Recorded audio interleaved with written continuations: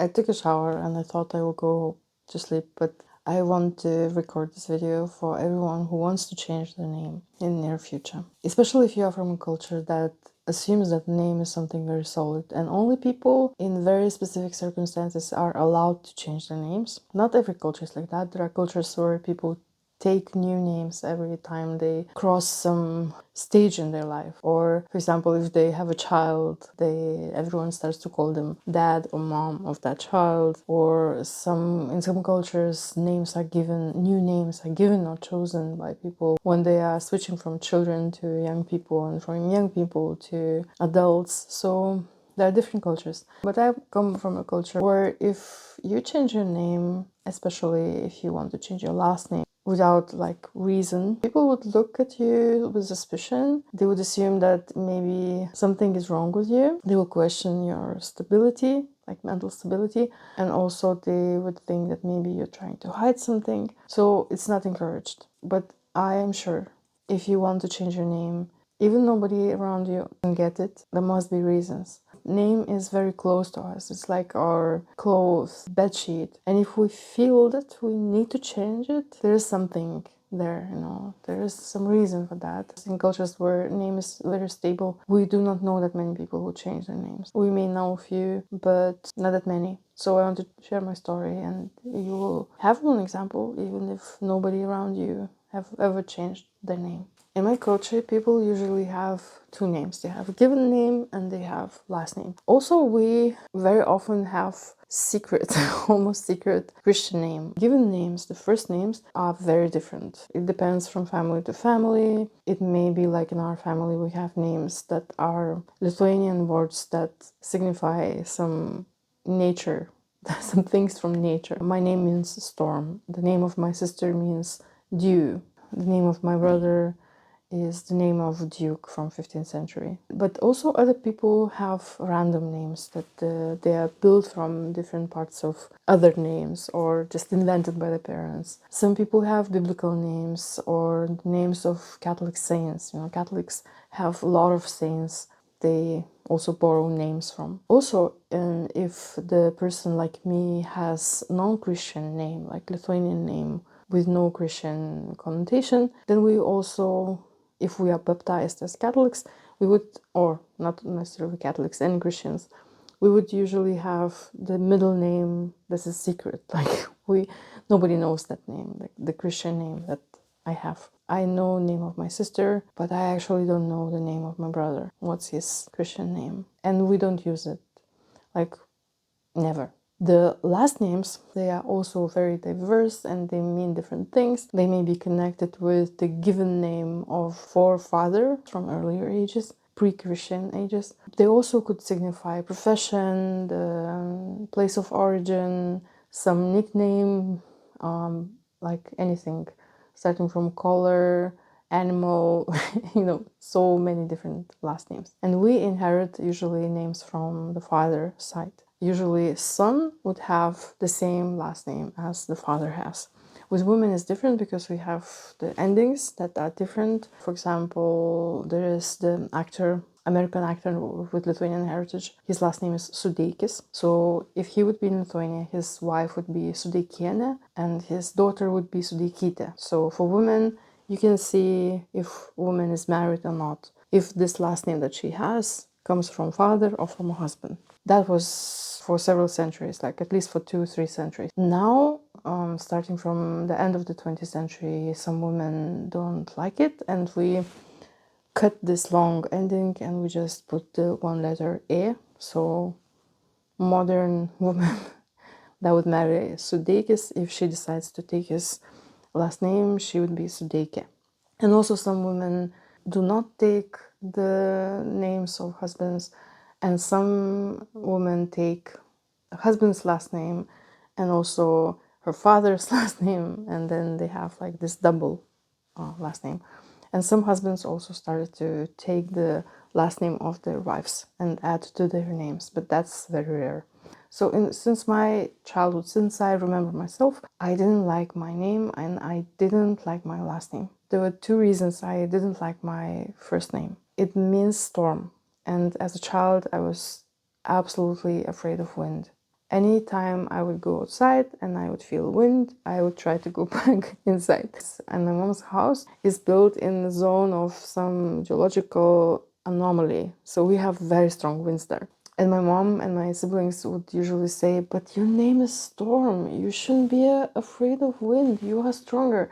And me as a child, I was like, how can I be stronger? I'm not stronger. Yeah, so I didn't like that as a small child. The second reason was the story, because I was told how I was given this name, because my sister wanted me to have other name, but it was decided that I will have this name because of some person in our family. They went to school on the second grade. There was a very beautiful girl there, and this girl died, and that was her name. So this name was given to me. I didn't like the story. I didn't like this person who gave me this name. Yeah, but that was not the difficult part, because at home, usually we do not use that much of our names. Like, we address each other in different way. We don't use names that often with people that are very close to us, which is, I know that is very weird, and in other cultures could be very different. Or we use very different form of the name. It makes like you very small and cozy and tiny, and there's different variations of this softness, and this softness and cuteness and kindness can be expressed in very different endings of the name. So I was usually either not called by name or called by those gentle forms of the name, and I was, at the end of the day, I was okay with that name. When I was 8 years old, I started to like the name, because I really started to feel the power of it. And whenever the thunderstorm was outside, I started to feel my connection with this event in nature. And with every year, it became stronger and stronger and stronger. I started to completely disassociate myself from the story about this dead child. I realized that no, this name actually fits me perfectly. I like the name. I didn't like my last name though. One of the reasons that I didn't like my last name was because my brother and my sister, they had different last name, and I really wanted to have last name that they have, because it sounded more beautiful, and also the family that gave that name to them, it was more fun than the family that my last name was associated with. I didn't want to have anything in common with those people. I didn't like them, but I really liked that part of the family. But sadly, I had the last name of that family. And that was a problem for me as a child. When I was 7, 8 years, I remember myself thinking like, okay, when I'm married, I will take the last name of my husband. That's how I will solve this issue. But what if I don't like the last name of my husband? So, imagine like child, 8 years old, trying to solve this problem, because it was a problem. In school, we had notebooks. On those notebooks, you have to write always your name. Like, your name has to be on the cover of your notebook. So every time I will open this notebook, I will see my last name. Every time I will take my notebook of mathematics, the first thing I would see, it was my last name. And I would be like, every time I would feel this, no, it's not, I don't like it. It's not I don't want it. And that would be with every class. If I would have like 5 classes or 6 classes in a day, I would have at least 5 or 6 times this kind of, oh, no. And thinking about like, how can I change it? How can I change it? And I didn't know what to do. And things got even worse when I got older. When I was 9, 10 years old, I changed schools, and then I went to a school that was much bigger. Nobody knew me. Teachers didn't know how to call me. My teachers in my elementary school, they would call me also with this gentle form of my name. And I would not be frustrated by hearing it. They would never call me by my last name, because they knew me since I was born. But in that huge school, nobody knew me, so they would just call me like it was written in documents. And only then, when being 9 years old, I was informed that actually my given name, my first name, is not the name that everyone calls me. It's actually a longer version of my name, that is absolutely ridiculous and foreign to me, and I have nothing to do with that name. This is the first time I hear this name because teacher called me to, give some answer during the class, and I didn't respond because I didn't know that was my name. Other teachers, they were even more ruthless. They would call us by our last names because, for example, we had 3 girls with the same name, or also there was another girl who had the same name as me. So teachers would not bother, and they would call us by our last names, which was horrible for me. The only good thing my last name had was that it was the letter is C. So I was usually, because the names we were written in a list according to our names, according to the alphabet. So I was number 4, number 4, number 4, number 5, number 6 maybe. 6 was the lowest. If teacher would be asking us, by a list, it was like in the priority boarding in the airport. Those on the top would get to answer the questions first, and then we would be free. So that was a cool thing. But the rest of it, I was traumatized.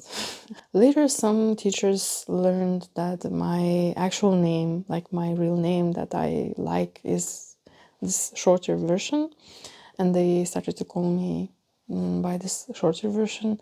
And some teachers even called me with this gentle version, which was amazing. And I was a very good student with those teachers. Like the name of a child for a child has such a huge significance. If teachers would know how, oh, I cannot even tell you, like, I cannot even tell you, if teachers would know how important it is, how they address a child, many children would do much better at school. And I actually remember there were students, especially boys, they were never called by their names. They would be always called by the last names because they would be like troublemakers. They would be perceived as troublemakers. They were not troublemakers. They just had ADHD, and nobody knew that at that time. And there's always was this coldness, calling them by the last name and just scolding them. I didn't like it. I didn't like that at all. So then I finished the school, and then I went to university. In university, everyone called us by our last names, with a few exceptions, in the first 4 years. And then when I was doing my master's, the situation was completely different because we're a very small group of students. Teachers knew us by name. My best professor that I love and admire, and he's the best professor of all, he would call us by our names only. And also he called me with this like gentle version of my name sometimes. I tried to be best student just because of that, So name is so powerful. And the difference between one university, when there was a huge group of people and we were called by last names, and this other group, small group, and we were called by our names, for me the difference is I loved every day of that second university. I would go back immediately if I could have time machine. Yeah, but then there was a problem at my job because I used to work for radio, and for more than 10 years I had to say my name. Starting the program, I would have to say, this is da-da-dum, da-da-dum. And that was a torture. My name, my first name, I liked it. My last name, every time I had an ick, like, and I would record my programs. Usually the program would be either like half an hour, sometimes hour. I would spend at least 10, 15 minutes every time recording this presentation, like I am this and that. And I would try to think like, what would I like my last name to be? Okay, let's say I become a very famous writer and I can have a pen name. What would be my last name? I would try to create my last names. And then my mom died. And when she died, something happened. I was not able, I became less able to be not true to myself. I couldn't pretend that something is okay if something wasn't okay. When I was doing interviews, earlier I was a professional, I would interview a person person would be in distress, person would have some problem, some issue. I would talk with the person. I would go back to my studio with the interview. I would do something with this interview, have more interviews, do some research, prepare a program. But now, when my mom died, I was just like interviewing person. The person was crying and I was crying.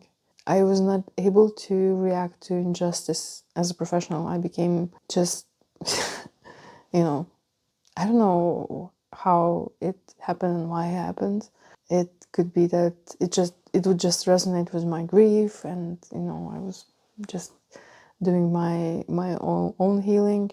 One way or another, I was facing difficulties to be this kind of person. I was not able to mask, if to simplify everything. And then I was not able to say my name anymore. If I would, in previous years, if I would spend like 10, 15 minutes recording my name, like saying that this is me, da, da, da, now it would take an hour. It's not like 1 hour just saying my name. It's just like turning on the mic and sitting in front of it like, I cannot do it. I cannot do it. And then some revelation came to me. Why would I wait until I become famous writer or anyone famous? Why can't I just say any name I want, on air? I had actually a name that I chose for myself that I wanted to be my last name. So it's the name of my mom. So my mom's maiden name. I changed the ending. She was with this Aite, the ending that showed that she's daughter of someone. So I cut this daughter and then just put this E. The last name that my mom had, like maiden name, is the most beautiful. The most beautiful. Sounds amazing. It's like mine. It feels like mine. I know the history of family. At that time, I think I knew it until like maybe 19th century.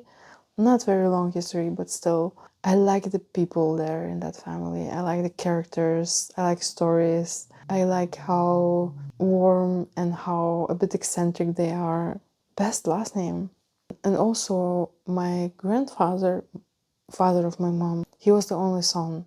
His daughters, my mom and my aunt, they married, so they changed their last names. His son had a son, my cousin, but he died young. At the time I thought that he didn't have children. So I thought, there's nobody, like this last name is gone. I have to revive it. And then I started to introduce myself in the beginning of the program with this new name. And nobody said anything. When you do something that you feel you have a right to do, people accept it. And how easy it was. Some people, they didn't want to ask me because they knew that my mom died and they thought probably she's just sad and she's doing something for, not to be that sad. People who didn't know me that well thought that, or maybe she just got married and she just changed her last name. I remember when I signed the article for first time, because when you sign something, when you say it on radio is one thing. This is me. Yeah. It's difficult to explain to anyone who never thought that the name is not there and never wanted to change the name. If you were in the situation where either you were given a name that is not yours, doesn't feel like yours, or you had the name and the name was okay, and then you somehow outgrew your name, or you had some cathartic experiences that you're a different person now and you do not fit the name that you have, and the name feels like prison, and then you change it, and then with that change comes power and freedom. If you have experienced that, then you know what I felt. And if you didn't change the name, but you want to change your name, and you would ask me like, how does it feel? It feels so good. It feels good. The question is like, did I change it officially? I didn't. There was some documents that I had to process this year. and last year and last year. I was afraid to change unofficially on the documents. Then I thought that maybe it will kind of mess up all documentation and I will have to maybe go to court and prove that I am that person. So I didn't change it, but I am going to change it in future. And please do not misunderstand me. Like, it's not that I hate that name. As a child, I didn't understand that, but now I know that this name it gave me protection in some situations. Yes, it was always foreign for me. Like, if I ever hear this name, sitting at the doctor's office or maybe in the airport and I hear the name, I need to take like a few seconds to kind of, that's my name. Yeah. So I always feel distance, but there were some situations where it's good that people know only that name. That is actually not me. So, for example, if people would be angry with me, would be saying very negative things about me, and they would be like mentioning this last name, I would be listening to that as if it's not about me.